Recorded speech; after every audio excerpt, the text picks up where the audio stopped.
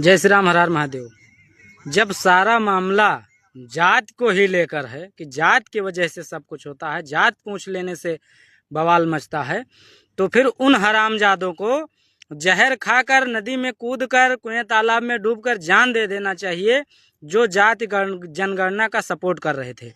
और दूसरी बात, मुझे जात छिपाने की कोई वैसे ज़रूरत नहीं है, ना मैं छिपाऊंगा कभी। लेकिन अगर कोई अधिकारी, कर्मचारी, कोई सरकार का कोई आदमी, कोई नुमाइंदा अगर आकर मुझसे मेरी जात पूछेगा तो मैं उसका टांग भी फाड़ के रख दूंगा। ये बात नोट रखना, जात के नाम पर इतना हल्ला मचाने वालों।